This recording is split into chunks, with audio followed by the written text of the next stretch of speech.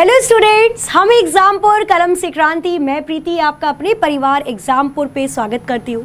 Good morning, very very good morning. Class हो चुकी है शुरू, बज चुके हैं सुबह की 9 और ठीक 9 बजे होती है हमारी कंप्यूटर की क्लास। तो एक बार जल्दी से सभी स्टूडेंट्स क्लास को लाइक करके शेयर कर दीजिए ताकि और भी लोग या और भी स्टूडेंट्स हमारी क्लास से जुड़ सके। पहली बात तो ये लड़ाई शड़ाई मत क्या करो सुबह सुबह। हाँ, इतनी ऊर्जा आप सुबह सुबह इतनी ऊर्जा निकाल देते हो, इतनी एनर्जी आप सुबह सुबह लगा देते हो, तो भाई साहब पूरे दिन क्या करोगे? पूरे दिन फिर तो लो हो जाना है आपने, है ना। तो थोड़ी ऊर्जा संजोग के रखो, ठीक है। पता है आपको बोलने से कितनी एनर्जी जाती है, इसलिए ऋषि मुनि पहले के टाइम में ना मौन व्रत रखा करते थे, ठीक है। आज के टाइम में खैर पॉसिबल नहीं है मौन व्रत, लेकिन कम से कम बोलना तो पॉसिबल है, कम से कम बोलना चाहिए, ठीक है। चलो, गुड मॉर्निंग जी, good morning, very very good morning आप सभी को। शुरू करते हैं यहाँ पर अपनी क्लास को, जो कि है आज की क्लास में हम पढ़ने वाले हैं जनरेशन ऑफ कंप्यूटर, कंप्यूटर की पीढ़ियाँ। कौन सी पीढ़ी कब आई कंप्यूटर की, कौन सी पीढ़ी में किसका आविष्कार हुआ, क्या क्या चीज़ें हुई, वो सारी चीज़ें अपनी आज की क्लास में हम लोग कवर करेंगे। फिर इसका रिकैप करेंगे और आज की क्लास को आज ही के दिन याद करके भी छोड़ेंगे। क्लास में आपको 100% चीज़ों को याद भी करवाऊँगी, ठीक है। चलिए शुरू करते हैं यहाँ पर फिर जनरेशन ऑफ कंप्यूटर वाले टॉपिक को। तो यहाँ पर हम बात करते हैं कंप्यूटर की पीढ़ियाँ। यहाँ पर अब बात करते हैं कंप्यूटर की पीढ़ियाँ। कंप्यूटर की कौन सी पीढ़ी कब आई, कंप्यूटर की कौन सी पीढ़ी कब आई, कौन सी जनरेशन में किस प्रकार के कंप्यूटर का इस्तेमाल किया गया था, तो वो सारी चीज़ें अपनी आज की क्लास में पढ़ेंगे। हिंदी में इसको बोलते हैं कंप्यूटर की पीढ़ियाँ और इंग्लिश में इसको बोलते हैं जनरेशन ऑफ कंप्यूटर। क्या बोला जाता है? जनरेशन ऑफ कंप्यूटर इसको बोला जाता है। पहले मैं पूरा ओपन करके पढ़ाऊंगी और उसके बाद एक रिकैप थोड़ा छोटे में नोट्स बनवाऊंगी, ठीक है। बट पहले थोड़ा ऊपर से मतलब पूरी इंपॉर्टेंट चीज़ों को पढ़ते हुए चलेंगे, ठीक है। ओके, अच्छा क्या कह रहे हो कार्तिक जी? सुबह सुबह फेक कॉल आ गई, 25 लाख की लॉटरी लगी है। कोई दिक्कत वाली बात नहीं है, आपका एग्ज़ाम हो जाएगा, क्लियर हो जाएगा तो डेफिनेटली बहुत इससे भी ज़्यादा अच्छे से आप लोग ले पाओगे चीज़ों को, है ना। कोई भी चीज़ होती है ना उसका प्रॉफिट वो देखते हैं, हमेशा अच्छाइयाँ देखते हैं। चलो शुरू करें। ओके ओके ओके ओके, चलो तो यहाँ पे स्टार्ट करते हैं अपनी आज की क्लास को। तो यहाँ पर शुरुआत करेंगे पहली जनरेशन के साथ, फर्स्ट जनरेशन ऑफ कंप्यूटर के साथ यहाँ पर करते हैं शुरुआत। तो सबसे पहले नंबर 1 पर लिखना आप, कंप्यूटर की जब पहली जनरेशन आई थी, first generation of computer, computer की जब पहली पीढ़ी आई थी तो उसके अंदर क्या क्या था, कौन कौन से कंप्यूटरों का उपयोग किया गया, कौन कौन सी चीज़ों का इस्तेमाल किया गया। तो फर्स्ट जनरेशन ऑफ कंप्यूटर के बारे में यहाँ पर हम नोट करते हैं, ठीक है।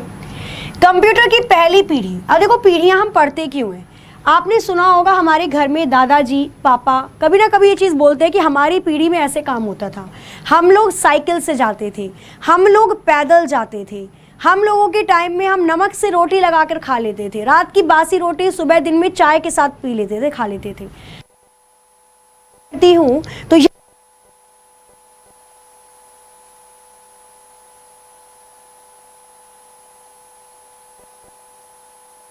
यहाँ पे अगर मैं बात करती हूँ पहली पीढ़ी की, तो पहली पीढ़ी के फर्स्ट जनरेशन जब कंप्यूटर की आई, जब कंप्यूटर बनने शुरू हुए, उस टाइम पे कंप्यूटर ऐसे नहीं होते थे कि जैसे हमारे हाथ में लैपटॉप होता है, लैपटॉप हाथ में लिया और इधर उधर घूमने के लिए निकल लिए, मोबाइल फ़ोन हाथ में लिया और सुनने के लिए निकल गए। ना ना ना, ये काम आज के टाइम में होता है। जब शुरुआत हुई थी तो इसकी शुरुआत 1942 से 1955 तक थी। कई बार आपको 1945 भी देखने को मिलेगा, बट ये अप्रॉक्स में है, याद रखना है आपको। 1942 से 1955 कंप्यूटर की ये पहली पीढ़ी, फर्स्ट जनरेशन ऑफ कंप्यूटर शुरू होती है। इनके अंदर हम कौन सी भाषा का इस्तेमाल करते हैं, तो फर्स्ट जनरेशन ऑफ कंप्यूटर के अंदर मशीनी भाषा का इस्तेमाल किया जाता है। फर्स्ट जनरेशन ऑफ कंप्यूटर के अंदर मशीनी लैंग्वेज, मशीनी भाषा का इस्तेमाल किया जाता है।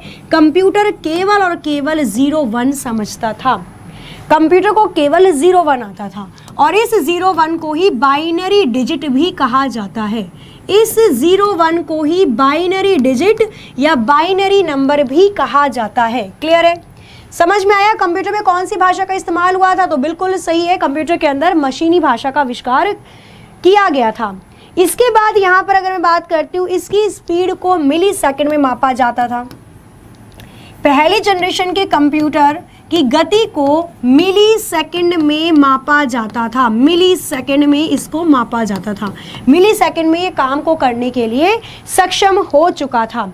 इसी के साथ याद रखना है, तो बैच प्रोसेसिंग ऑपरेटिंग सिस्टम, कौन से ऑपरेटिंग सिस्टम का इस्तेमाल इस जनरेशन के कंप्यूटर के अंदर हुए? तो इस जनरेशन के कंप्यूटर के अंदर बैच प्रोसेसिंग, इस कंप्यूटर की जनरेशन के अंदर बैच प्रोसेसिंग ऑपरेटिंग सिस्टम के इस्तेमाल होने शुरू हुए। बैच प्रोसेसिंग ऑपरेटिंग सिस्टम के इस्तेमाल होने शुरू हुए, मतलब ऐसा ऑपरेटिंग सिस्टम का मतलब क्या होता है? हमारी बातें कंप्यूटर को समझाना, थैंक यू मैम, कंप्यूटर की बातें हमें समझाना। तो ये काम करने के लिए बैच प्रोसेसिंग ऑपरेटिंग सिस्टम सबसे पहला बन के आया पहली जनरेशन के अंदर। ये A to Z सारी चीज़ें बता दूंगी मैं इसके अंदर, बस एक बार चीज़ों को समझते चलना। इसके अंदर कौन से कंप्यूटर का आविष्कार किया गया था? तो ENIAC, electronic numerical integrated auto and computer, ENIAC और UNIVAC कंप्यूटर इसी जनरेशन के अंदर आए। लास्ट चीज यहां पर जो लिखनी है आपको, क्या लिखनी है? लास्ट चीज लिखनी है कि पंच कार्ड और मैग्नेटिक टेप का इस्तेमाल, पंच कार्ड और मैग्नेटिक टेप का इस्तेमाल, मैग्नेटिक, एक मिनट, ठीक है, पंच कार्ड और मैग्नेटिक, अरे भैया, मैग्नेटिक टेप का इस्तेमाल इसी जनरेशन में मेमोरी को संजोग कर या स्टोर करके रखने के लिए बनाया गया। बिल्कुल ठीक है। अरे भैया ENIAC 1946 में बनाए, बिल्कुल, वेरी गुड। तो 1946 इसके बीच में तो आएगी, है ना। चलो, तो ये आपको फर्स्ट जनरेशन ऑफ कंप्यूटर के बारे में इतनी चीज़ें याद हो जानी चाहिए, वो भी पूरी टिप्स पर। अभी याद करवाऊंगी कैसे होगी। एक चीज़ रह गई हमारी, उसको भी नोट करना। बिजली के लिए, इलेक्ट्रिसिटी सप्लाई के लिए, भाई बिजली, भाई कंप्यूटर कैसे चलेगा? बिजली से चलेगा, इलेक्ट्रिसिटी से चलेगा। तो बिजली की सप्लाई के लिए इनके अंदर वैक्यूम ट्यूब और वॉल्व्स का इस्तेमाल किया गया। वैक्यूम ट्यूब और वॉल्व्स का इस्तेमाल किया गया किसके अंदर? पहली जनरेशन के अंदर, बिजली की आपूर्ति हेतु। क्लियर है? वेरी गुड, क्या बात है प्रेमा यादव जी, बहुत अच्छे, है ना। आप देखो कैसे याद करोगे इसको, फटाक से याद करते हैं इसको। कैसे याद करेंगे? कैसे याद करेंगे इसको? तो देखो, पहली जनरेशन ऑफ कंप्यूटर, पहली कंप्यूटर की जो जनरेशन थी वो 1942 से 55 तक, 1942 से 55 तक चली थी। दूसरी चीज अगर मैं यहां पर याद रखती हूं तो देखोगे आप, पहली जनरेशन के अंदर मशीनी भाषा, क्योंकि सबसे पहले कंप्यूटर आए तो भाई कोई इंसान बैठा तो नहीं था ओम शांति शांति, नहीं मैं बनाऊंगा प्रोग्राम, नहीं। पहली जनरेशन के कंप्यूटर के अंदर केवल और केवल मशीनी भाषा का इस्तेमाल हुआ। बस 0-1 आती थी, जिनको 0-1 आती थी, जिन वैज्ञानिकों को 0-1 वाली भाषा आती थी, केवल वही कंप्यूटर चला पाते थे। स्पीड, इसकी गति, सबसे पहले जो कंप्यूटर बनी उसकी गति मिली सेकेंड में मापी जाती थी, है ना। ऑपरेटिंग सिस्टम मतलब हमारी बातें कंप्यूटर को समझाना, कंप्यूटर की बातें हमें समझाना, हमें कंप्यूटर से जोड़ना, किसका काम होता है? ऑपरेटिंग सिस्टम का। तो एक बैच प्रोसेसिंग नाम का ऑपरेटिंग सिस्टम इस जनरेशन के अंदर आया। बैच, एक के बाद एक बैच आने शुरू हो गए। पहली जनरेशन में पहला बैच आएगा, ऐसे याद रखना।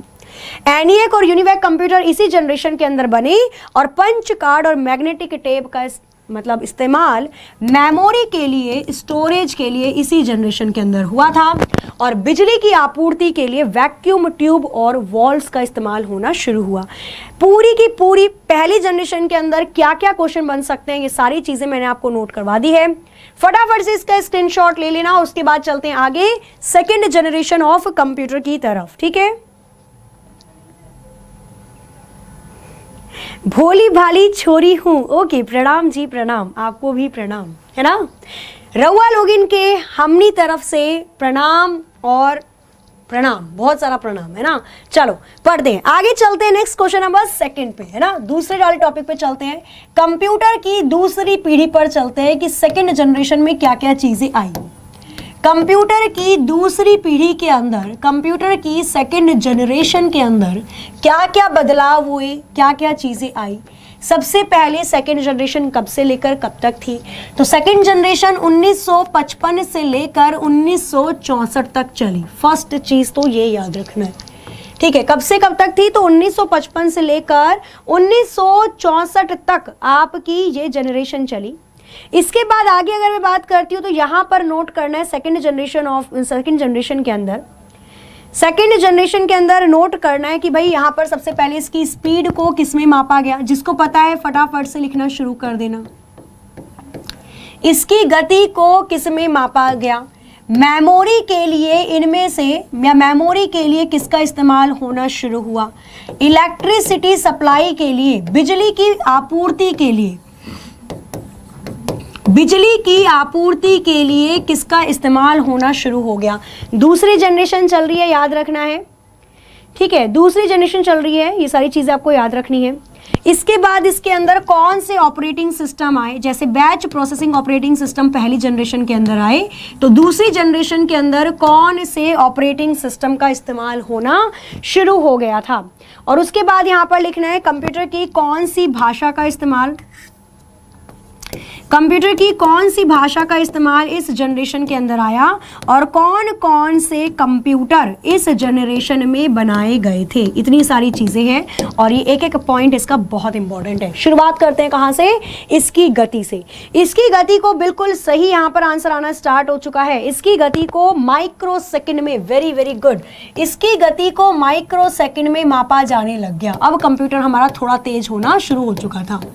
इसकी गति को माइक्रो सेकंड में मापा जाने लग गया। मेमोरी की अगर मैं बात करती हूँ तो मैग्नेटिक कोर टेप, इसके अंदर किसका इस्तेमाल होना शुरू हो चुका था?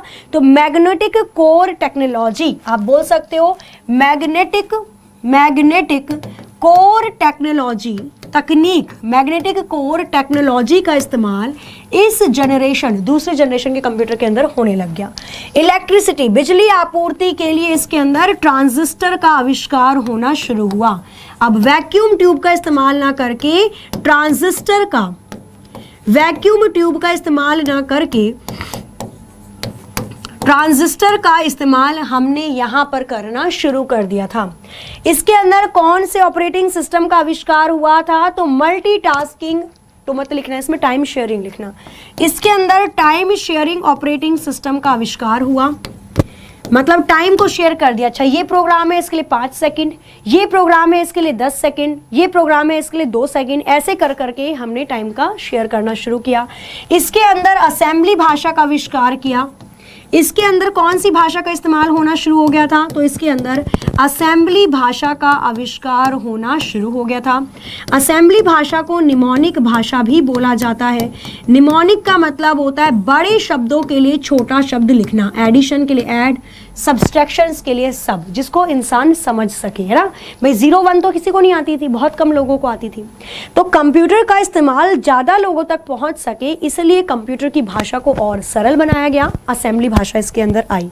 इसके अंदर कौन कौन से कंप्यूटर आए? तो लिखना है यहाँ पर IBM 1401, ये क्वेश्चन पूछा जाता है। IBM 1401 कौन सी जनरेशन के कंप्यूटर के अंदर आए? तो दूसरी पीढ़ी के अंदर आए। सेकंड लिखना है इस पे NCR 304, NCR 304, ये वाला कंप्यूटर भी आपका दूसरी पीढ़ी के कंप्यूटर के अंदर आया। क्लियर है? तो यहाँ पर हमारी second generation of computer complete होती है। हाँ बिल्कुल, अब बात नहीं करनी, अभी मैं बता दूंगी सबको। ये जितने लोग बात कर रहे हैं एक दूसरे से, भाई नहीं। फोर्टेन कोबल बेशक आ गई थी, लेकिन उसका इस्तेमाल तीसरी पीढ़ी के कंप्यूटर के अंदर हुआ था। ठीक है, हाँ बिल्कुल सही है, बिल्कुल करेक्ट हो जाएगा यहाँ पर। तो याद रखनी है क्या क्या चीजें। दूसरी पीढ़ी, सेकेंड जनरेशन ऑफ कंप्यूटर के अंदर 1955, 1955 से 1964 ये दूसरी पीढ़ी चली। स्पीड, माइक्रो सेकेंड में इसकी स्पीड, इसकी गति को मापा गया।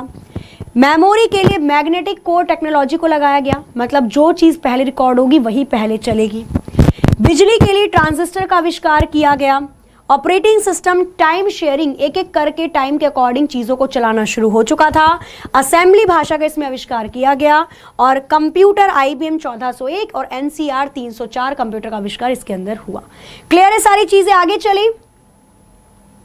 हाँ बिल्कुल ठीक है, चलो आगे चलते हैं। नेक्स्ट देखते हैं यहाँ पर थर्ड जनरेशन ऑफ कंप्यूटर। फिर एक रिकैप भी करना है जल्दी से ना। चलो नोट करते हैं यहाँ पर, क्या नोट करते हैं अब यहाँ पर, third generation of computer. Third generation of computer, या आप इसको कह सकते हो कंप्यूटर की तीसरी पीढ़ी। क्या कह सकते हैं हम इसको हम कह सकते हैं कंप्यूटर की तीसरी पीढ़ी। ठीक है, तीसरी पीढ़ी।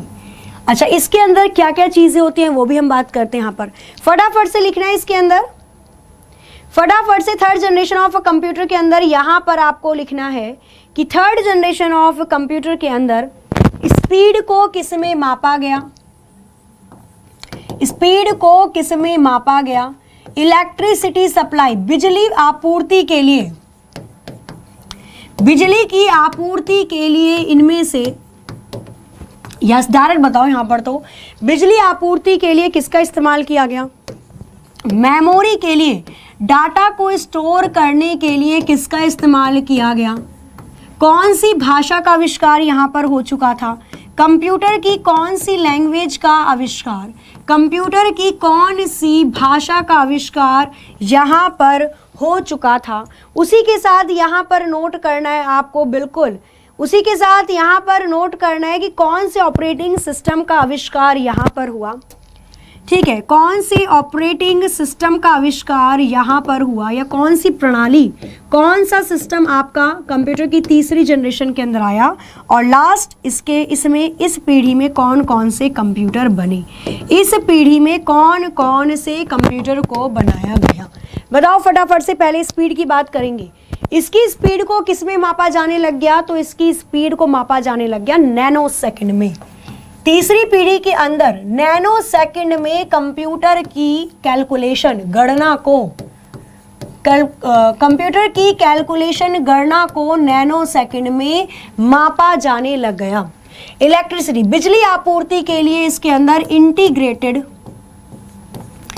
बिजली आपूर्ति के लिए इसके अंदर इंटीग्रेटेड सर्किट का इस्तेमाल होना शुरू हो गया था।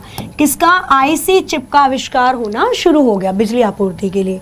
मेमोरी की अगर मैं बात करती हूँ, इसमें भी हम लोगों ने मैग्नेटिक टेप का या मैग्नेटिक टेक्नोलॉजी का ही इस्तेमाल करना शुरू किया था। अभी हम इसी पर बेस थे। ठीक है, धीरे धीरे फिर CD DVD इन सब का बनाना शुरू हुआ। भाषा के आधार पर इस पे उच्च स्तरीय भाषा आ चुकी थी। अब हाई लेवल लैंग्वेज यहाँ पर आविष्कारित हो चुकी थी। कंप्यूटर के अंदर अब हम लोगों ने उच्च स्तरीय भाषा का इस्तेमाल करना शुरू कर दिया था। और पहली उच्च स्तरीय भाषा फॉर्टेन थी, फॉर्मूला ट्रांसलेशन, और COBOL, common business oriented language, व्यापार के लिए इनका इस्तेमाल होना शुरू हुआ। ऑपरेटिंग सिस्टम या कौन से सिस्टम का आविष्कार यहां पर होना शुरू हो गया था, तो लिखना कौन से ऑपरेटिंग सिस्टम का आविष्कार यहां पर होना शुरू हो गया था, तो रिमोट प्रोसेसिंग। आप अपने अकॉर्डिंग चीजों को ला सकते हो, रिमोट प्रोसेसिंग लिखना है यहां पर। ऑपरेटिंग सिस्टम में नोट करना है रिमोट प्रोसेसिंग। रिमोट प्रोसेसिंग मतलब जैसा हम चाहते हैं कंप्यूटर वैसा काम करेगा। अब कंप्यूटर की मनमानी नहीं चलेगी। भाई हमने हाई लेवल लैंग्वेज बना दी, अब हम एप्लीकेशन बना सकते हैं। अब कंप्यूटर की मनमानी नहीं चलेगी। कंप्यूटर में जो कैमरा होता है वो तो हमेशा काला दिखाता है, पर अब हमारी चीज़ें चलेंगी। तो अब मैं कोई भी एप्लीकेशन डाउनलोड करके अपने आप को गोरा दिखा सकती हूँ, नहीं। तो वही केस रिमोट प्रोसेसिंग के अंदर होता है। इसके अंदर डेटाबेस को भी स्टोर करना शुरू कर दिया। मतलब जो स्टोरेज थी, हम बहुत टाइम तक डाटा को स्टोर करके अपने कंप्यूटर में रख सकते थे, वो तीसरी जनरेशन के अंदर हुआ। किसके अंदर हुआ, वो थर्ड जनरेशन के अंदर पॉसिबल हुआ। और यहाँ पर लिखना IBM 360, PDP-8 और PDP-11, ये कंप्यूटर इस जनरेशन के अंदर बने। ये कंप्यूटर बिल्कुल, ये कंप्यूटर कहाँ बने, तो ये कंप्यूटर इसी जनरेशन के अंदर, इसी पीढ़ी के अंदर बनाए गए थे। क्लियर है। अभी मैं यहीं पर बैठा के सबकी एक दूसरे के साथ शादी करवा दूंगी, अगर चुप नहीं बैठे थोड़ी देर के लिए तो। जॉब नहीं चाहिए, पहले शादी करनी है, शादी के बाद क्या करोगे? हाँ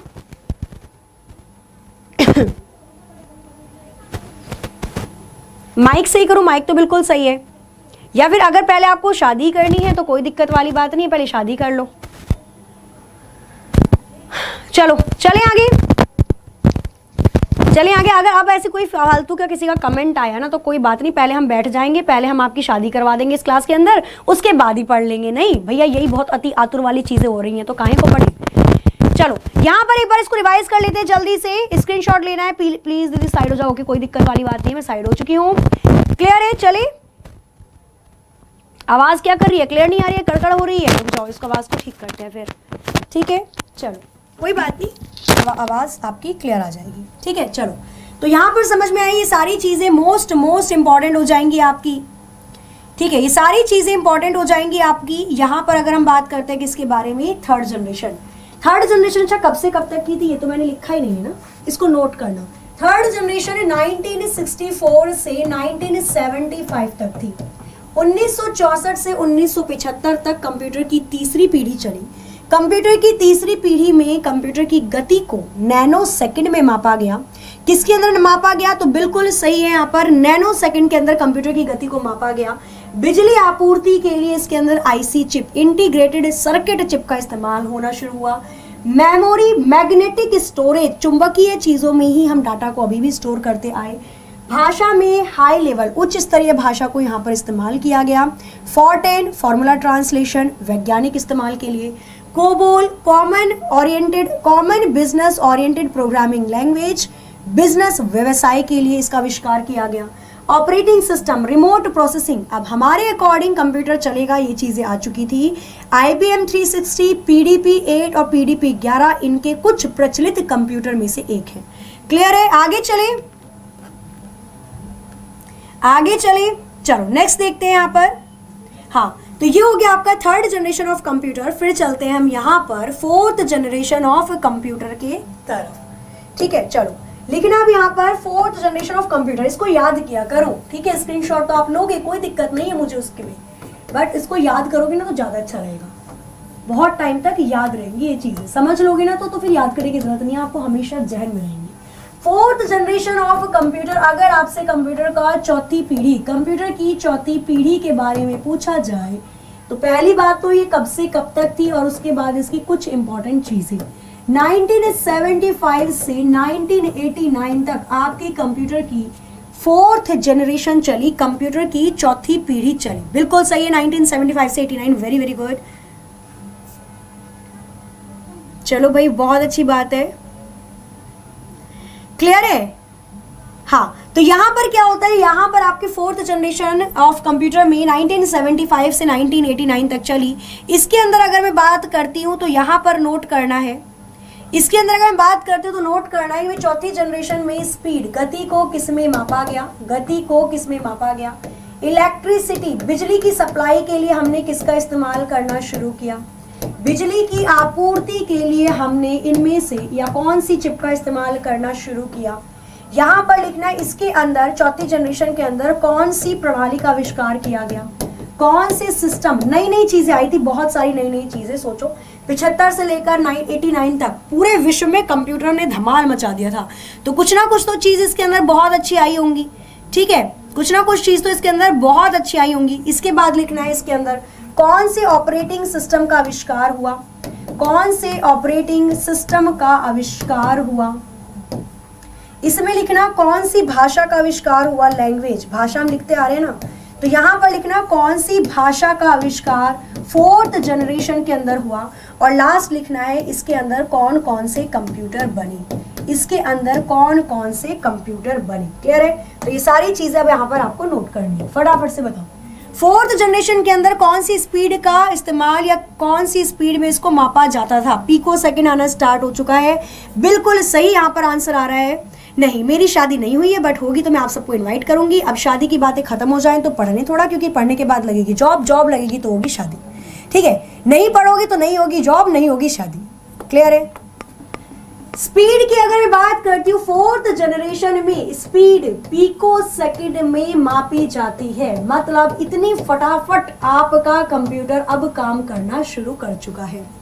बिजली आपूर्ति के लिए, इलेक्ट्रिसिटी सप्लाई के लिए यहाँ पर माइक्रो प्रोसेसर का आविष्कार होना शुरू हो चुका था। माइक्रो प्रोसेसर वो जो छोटी सी चिप आती है जिसके अंदर पूरा करंट की सप्लाई होती है, जिससे आपका पूरा का पूरा कंप्यूटर काम करता है। तो माइक्रो प्रोसेसर की चिप आपकी फोर्थ जनरेशन के अंदर बननी शुरू हो चुकी थी। माइक्रो प्रोसेसर की जो पहली चिप बनी थी वो कौन सी कंपनी के द्वारा बनाई गई थी? तो इंटेल कंपनी के द्वारा। इंटेल 4004 ये पहली चिप थी जो कि माइक्रो प्रोसेसर की चौथी जनरेशन के अंदर निकली। क्लियर है? कौन सी जनरेशन के अंदर निकली? हाँ जी, चौथी जनरेशन के अंदर निकली, फोर्थ जनरेशन ऑफ कंप्यूटर। चौथी पीढ़ी के अंदर आपकी यहाँ पर माइक्रो प्रोसेसर चिप का आविष्कार होना शुरू हो चुका था। इसके बाद अगर मैं बात करती हूँ सिस्टम प्रणाली का, तो इसके अंदर किस किस का इस्तेमाल होना शुरू हो चुका था? सिस्टम प्रणाली लिख लीजिए या फिर यहाँ पर स्टोरेज लिख लीजिए। मेमोरी के लिए, मेमोरी के लिए यहाँ पर विंचेस्टर डिस्क का इस्तेमाल होना शुरू हो चुका था। अच्छा, ये विंचेस्टर डिस्क क्या होती है बताओगे जरा? एक मिनट, ये विंचेस्टर डिस्क होती क्या है यहाँ पर एक बार बताना जरा फटाफट से। विंचेस्टर डिस्क किसको कहा जाता है? तो जो हार्ड डिस्क होती है ना, जब आप हार्ड डिस्क को बीच में से काटोगे तो हार्ड डिस्क में आपको एक डिस्क के ऊपर दूसरी डिस्क चढ़ी हुई मिलेगी। इसके अंदर ही हमारा डेटा स्टोर होता है ना। तो उस टाइम पे ये विंचेस्टर डिस्क के नाम से बहुत मशहूर थी। विंचेस्टर डिस्क का मतलब एक डिस्क के ऊपर दूसरी डिस्क का चढ़ा होना और डेटा को स्टोर करना। तो यहाँ पर विंचेस्टर डिस्क का इस्तेमाल होना शुरू हो गया था। ऑपरेटिंग सिस्टम की अगर मैं बात करती हूँ, ठीक है, हाँ जी बिल्कुल, ऑपरेटिंग सिस्टम की अगर मैं बात करती हूँ तो इसके अंदर GUI, ग्राफिकल यूजर इंटरफेस का आना शुरू हो गया। अब हम चित्र को देखकर अपने कंप्यूटर में काम कर सकते थे। पहले कंप्यूटर में काम करना बहुत ही मुसीबत था। पहले कंप्यूटर में इंटरेस्ट के साथ काम ही नहीं कर सकते थे भाई। मल्टीमीडिया तो था नहीं कंप्यूटर में, ना तो आप गेम खेल सकते थे ना पेंट बना सकते थे। कंप्यूटर का काम केवल काम के लिए इस्तेमाल होता था, कैलकुलेशन के लिए इस्तेमाल होता था। लेकिन इस जनरेशन में चौथी पीढ़ी के अंदर हम कंप्यूटर का इस्तेमाल मनोरंजन, एंटरटेनमेंट के लिए भी करना शुरू कर चुके थे। ठीक है, भाषा की अगर मैं बात करती हूँ तो इस पीढ़ी के अंदर डोमेन आधारित, इस पीढ़ी के अंदर डोमेन बेस्ड, डोमेन आधारित भाषा का आविष्कार किया गया। डोमेन आधारित भाषा कौन सी होती है? एग्जाम्पल लिख लेना। डोमेन आधारित भाषा कौन सी होती है? यहाँ पर लिख दूं, दिख जाएगा, एग्जाम्पल लिख लेना। जैसे माइक्रोसॉफ्ट फ्रंट पेज, कुछ भाषाएं हैं। माइक्रोसॉफ्ट फ्रंट पेज, JSP जावा सर्वलेट पेज और SQL स्ट्रक्चर्ड क्वेरी लैंग्वेज, ये कुछ भाषाएं हैं जिनका आविष्कार चौथी पीढ़ी के अंदर डोमेन आधारित भाषा के लिए किया गया था। क्लियर है? समझ में आया? कंप्यूटर की बात करती हूँ, बिल्कुल चौथी पीढ़ी के अंदर कौन कौन से कंप्यूटर आए? नहीं, CUI बेस्ड तो अब तक चल ही रहे थे। अब तक तो आपके सारे कैरेक्टर यूजर इंटरफेस थे जिसमें कमांड लिखनी पड़ती थी। पर चित्र वाले, हाँ, पर चित्र वाले कंप्यूटर आपके चौथी पीढ़ी के अंदर ही आए। ठीक है, लिखना है यहाँ पर IBM 4341, IBM 4341 और DEC digital equipment corporation DEC 10, ये दोनों कंप्यूटर चौथी पीढ़ी के बहुत ही ज्यादा पॉपुलर कंप्यूटर थे। क्लियर है? ओके, कोई दिक्कत नहीं है। प्रीति मिश्रा का लाडला जी, देखो जो पढ़ेगा डेफिनेटली उसको बहुत चीजें सीखने को मिलेंगी। ठीक है, लेकिन हाँ, जो नहीं पढ़ेगा वो बहुत चीजें गवाएगा भी। क्वेश्चन नंबर तो कुछ नहीं, यहाँ पर अगर हम फोर्थ जनरेशन की बात करते हैं, सारी चीजें याद रखनी है। 1975 से 1989 तक आपकी चौथी पीढ़ी, फोर्थ जनरेशन ऑफ कंप्यूटर चलती है। इसकी स्पीड को पिको सेकंड में मापा जाता है। इसकी जो मेमोरी है, मेमोरी में विंचेस्टर डिस्क, एक डिस्क का उपयोग करना शुरू कर दिया हम लोगों ने। मल्टीमीडिया इसी के अंदर आए थे। बिजली की आपूर्ति के लिए माइक्रो प्रोसेसर चिप का आविष्कार हुआ, जो कि इंटेल कंपनी ने 4004 नाम की माइक्रो प्रोसेसर चिप को निकाला था। IBM 4341 और DEC डिजिटल इक्विपमेंट कॉरपोरेशन के द्वारा, जो कि एप्पल की है, इसके द्वारा 10 नाम का कंप्यूटर इसका बहुत ही प्रचलित आविष्कार है। इसके अंदर डोमेन आधारित भाषा का आविष्कार किया गया। डोमेन आधारित मतलब जैसा प्रोग्राम वैसी भाषा। तो आपका Microsoft front page, Java server page और एक आपका हो जाता है एसक्यूएल स्ट्रक्चर्ड क्वेरी लैंग्वेज। तो ये तीनों चीज़ें आपकी कौन सी भाषा के अंदर आती हैं, जो कि भाषा 4th जनरेशन, चौथी पीढ़ी के अंदर इस्तेमाल की जाती है।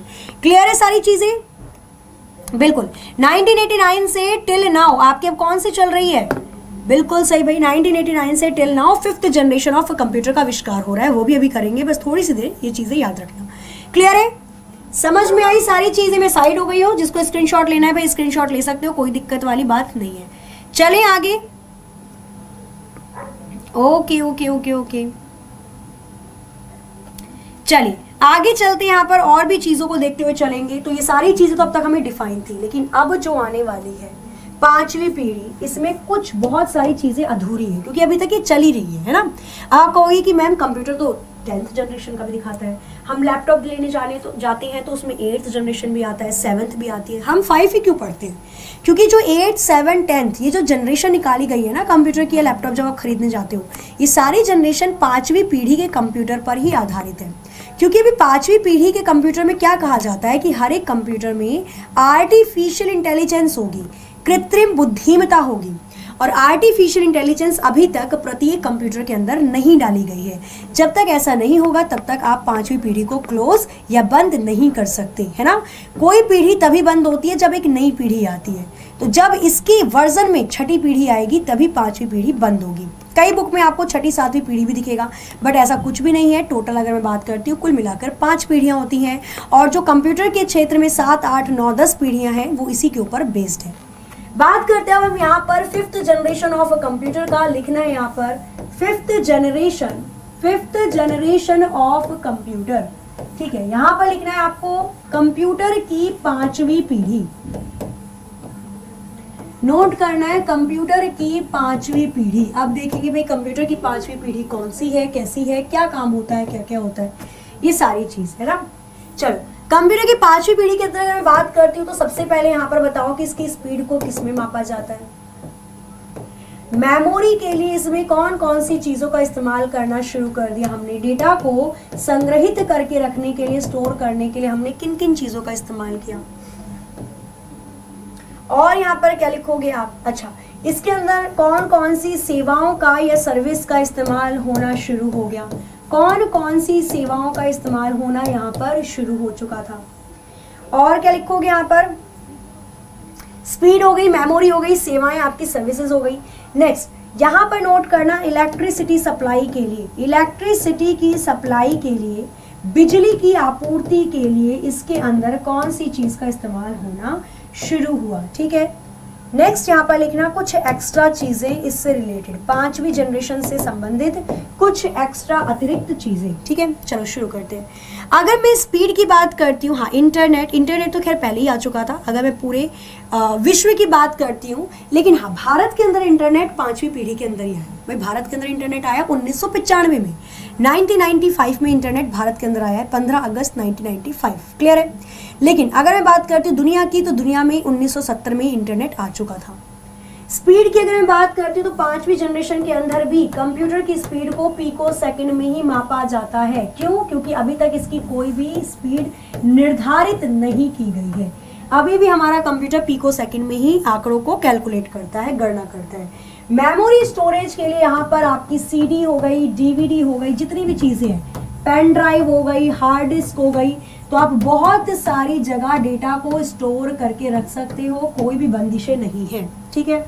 सर्विस, सेवाओं की अगर मैं बात करती हूँ तो सेवाएं आपको हर एक क्षेत्र में मिलती हैं। आप अगर बहुत सारे डेटा को स्टोर करना चाहते हो तो भी ये कंप्यूटर आपको उसकी मदद देता है। आपको अगर एंटरटेनमेंट करना है, अगर आप कंप्यूटर को केवल इसलिए खरीद रहे हो ताकि आप मूवीज वगैरह देख सको, तो भी आप उसका इस्तेमाल कर सकते हो मनोरंजन के लिए। हॉस्पिटल वगैरह में भी आप इसका इस्तेमाल कर सकते हो, कोई दिक्कत की प्रॉब्लम नहीं है ना। लाइव सेशन होता है हॉस्पिटल में। जैसे भारत के कुछ ऐसे डॉक्टर होते हैं जो विदेश से डॉक्टरों को वीडियो कॉलिंग करते हैं, वीडियो कॉन्फ्रेंसिंग करते हैं, कुछ चीज़ों को समझते हैं। डेफिनेटली बहुत सारी चीज़ें होती हैं। अभी कोरोना जब बहुत ही ज़्यादा फैल गया था, जो कि अभी दोबारा भी ऐसा हो रहा है, तो देखो जो वैक्सीन वगैरह अगर लग रही है ना, तो आप ऐसा करना, आप लोग भी लगवा लो। वैक्सीनेशन हो रहा है, आप अपने मम्मी पापा को भी लगवा देना वैक्सीन। वो इसलिए इम्पॉर्टेंट है, कोरोना होगा ही नहीं इन द सेंस, वो आपकी जो इंसुलेशन वाली पावर है ना, उसको इतना स्ट्रांग कर देगा कि फिर डर नहीं रहेगा। डर का मतलब ये नहीं कि फिर ऐसे घूम रहे हो, हाँ मैं तो शक्तिमान हूँ, आजा कोरोना, नहीं। डर का मतलब है आपकी इंसुलेशन वाली जो पावर होती है अंदर से, जो बूस्टिंग पावर होती है, उसको स्ट्रांग कर देता है ना। तो कोशिश क्या करना ही है आपने, फ्री हो अपने मम्मी पापा को ले जाओ, और वहाँ पर वैक्सीनेशन हो रहा है, तो वैक्सीन लगाई जा रही है अभी, ठीक है। कहते हैं ना कि अभी वो चीज़ मिल रही है, तो आगे पता नहीं क्या हो आई डोंट नो। तो वही वाली चीज़ है, तो लगा लेना वैक्सीन, वो बहुत ही ज़्यादा इंपॉर्टेंट है। और बाकी आप अपने में भी लगा लेना, वो पावर होनी बहुत ज़रूरी है अंदर से। अगर आप स्ट्रांग हो तो कोई बीमारी जल्दी से पकड़ती नहीं है, ठीक है। तो सारी सेवाएं, वही हॉस्पिटलिटी वाली सेवाएं, आप गवर्नमेंट वाली सेवाएं, सरकारी सेवाएं घर बैठे ले सकते हो। इंटरनेट से आप एक दूसरे से जुड़े रह सकते हो। तो ये सारी की सारी सेवाएं आपको कहाँ पर देखने को मिलती हैं? 5th जनरेशन ऑफ कंप्यूटर के अंदर देखने को मिलती है। बिजली आपूर्ति के लिए यहाँ पर ULSI, जिसकी फुल फॉर्म होती है ultra large scale integrated circuit का इस्तेमाल किया जाता है। Ultra large scale integrated circuit का इस्तेमाल यहाँ पर बिजली आपूर्ति के लिए किया जाता है। एक्स्ट्रा में लिखना, इस जनरेशन के अंदर 5वीं पीढ़ी के अंदर आर्टिफिशियल इंटेलिजेंस का आविष्कार हुआ। 5वीं पीढ़ी के अंदर आर्टिफिशियल इंटेलिजेंस का आविष्कार हुआ, जिसको हिंदी में कृत्रिम बुद्धिमत्ता कहा जाता है। मतलब इंसान की हूबहू कॉपी। रोबोट नहीं बनने शुरू हो गया, बिल्कुल कम इन ठीक है। देखो रोबोट बनने शुरू हो गए, पहले रोबोट कहाँ बनते थे, बट इस जनरेशन के अंदर रोबोट को बनाना शुरू कर दिया। बहुत जगह आप देखोगे रेस्टोरेंट में रोबोट होते हैं। मेट्रो ट्रेन आई, उसके अंदर सेंसर लगा दिए गए। अगर आप मेट्रो ट्रेन के दोनों दरवाजों के बीच में खड़े हो तो वो दरवाजा कचुम्बर नहीं बनाएगा, रुक जाता है सेंसर की वजह से। आपके एक्सीलेटर एलिवेटर वाली जो सीढ़ियाँ हैं, एक्सीलेटर वाली सीढ़ियाँ वो होती हैं जो चलती हैं, नहीं ऐसी वाली सीढ़ियाँ आप एक जगह खड़े हो जाओ आपको ऊपर तक ले जाती है।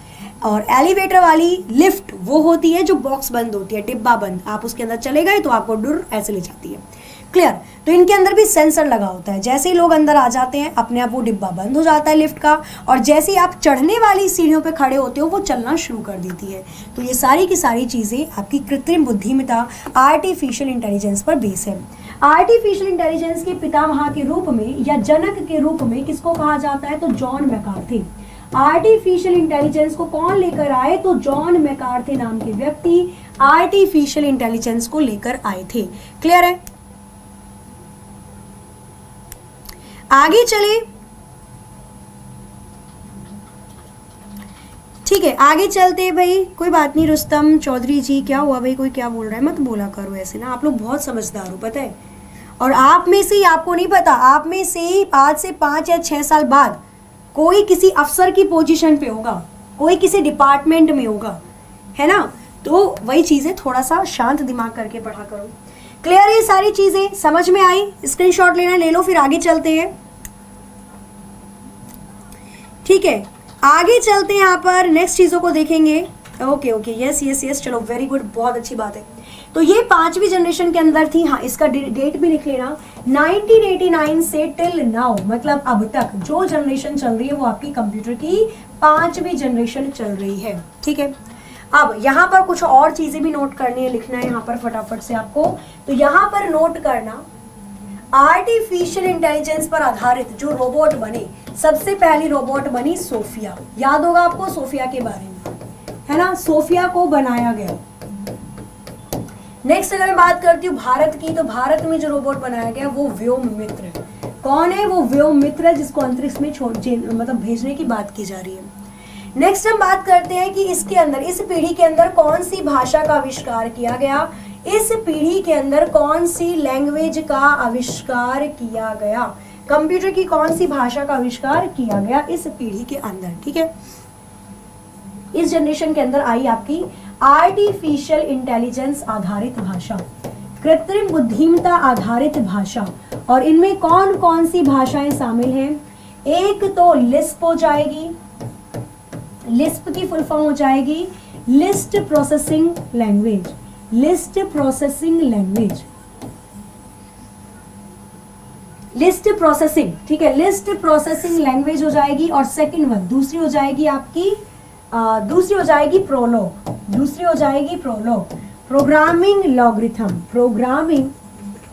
Programming logarithm. तो ये दोनों भाषा बहुत ही ज्यादा इंपॉर्टेंट है, इसका इस्तेमाल करके हम 5वीं पीढ़ी की नई नई चीजों को बनाना शुरू कर देते हैं।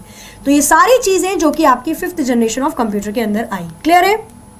हाँ, व्योम मित्र है, बिल्कुल सही। हाँ, रोबोटिक्स में इसका इस्तेमाल होता है, बिल्कुल ठीक है। आर्टिफिशियल इंटेलिजेंस इसको कहा जाता है, वेरी वेरी गुड। क्लियर है सारी चीजें? हाँ, लिस्प हो जाएगी और प्रोलॉग हो जाएगी। दोनों भाषा आपकी कंप्यूटर की 5वीं पीढ़ी के अंदर ही आती है, 5th जनरेशन ऑफ कंप्यूटर के अंदर आती है। क्लियर है ये सारी चीजें? चलो, 5वीं टोटल आज आपकी कंप्लीटली जनरेशन हो गई। एक बार छोटा सा इसका शॉर्ट नोट देख लेते हैं, एक बार इसका शॉर्ट नोट देख लेते हैं और उस नोट से आपको डेफिनेटली बहुत सारी चीजें समझ में भी आएंगी। ध्यान देना, अभी भी अगर आप लेट आए हो क्लास में तो एक बार इस रिकैप को देख लोगे तो 80% कवर हो जाएगा, है ना। बाकी पूरा तो आपको देखना ही पड़ेगा अगर पूरी जानकारी चाहिए। आज की क्लास में मैंने 100 A to Z चीजों को बताया है, तो ध्यान से देखोगे तो सारी चीजें हो जाएंगी। क्लियर है? चलो, यहाँ पर फटाफट इन चीजों को भी समझते हुए चलते हैं, यहाँ पर फटाफट इन चीजों को भी समझते हुए चलते हैं। क्लियर है? यहाँ पर इसको ऐसे बना लेना, यहाँ पर आ जाएगी किसका कौन से चीज का आविष्कार किया गया था और यहाँ पर आ जाएंगे जिन्होंने की। Okay okay okay okay okay, ठीक है। इसको कुछ इस प्रकार से आप लोगों को बनाना है, अपनी कॉपी में भी साथ के साथ बनाओ तो ज्यादा फायदा देगा, ठीक है। अपनी कॉपी में भी इसको साथ के साथ बनाना है। इसको 5 पीढ़ी में मतलब 5 लाइन में यहाँ पर डिवाइड कर देंगे, 1 2 3 और 4 5, ठीक है। चल, अब यहाँ पर एक एक करके नोट करना शुरू करते हैं। यहाँ पर लिखेंगे हम जनरेशन के बारे में, कौन कौन सी पीढ़ी की बात कर रहे हैं। यहाँ पर लिख लेंगे कौन कौन से टाइम पर, कौन कौन से समय में कौन सी पीढ़ी आई थी। यहाँ पर लिखेंगे बिजली की पूर्ति के लिए किसका इस्तेमाल किया गया था, और यहाँ पर लिखेंगे उस बिजली की पूर्ति के लिए जिसका इस्तेमाल किया गया उसको किस व्यक्ति ने बनाया, मतलब आविष्कारक का नाम, किसने आविष्कार किया उस इलेक्ट्रिक सप्लाई वाले इंस्ट्रूमेंट का। मोस्ट इंपॉर्टेंट है, ध्यान से पढ़ना, याद हो जाएगा क्लास में। सबसे पहले लिखो यहाँ पर फर्स्ट जनरेशन 1942 से 1955 तक चली। बिजली आपूर्ति के लिए वैक्यूम ट्यूब का आविष्कार किया गया, वैक्यूम ट्यूब और वॉल्व्स का आविष्कार किया गया। इसको बनाने वाले व्यक्ति थे फॉरेस्ट।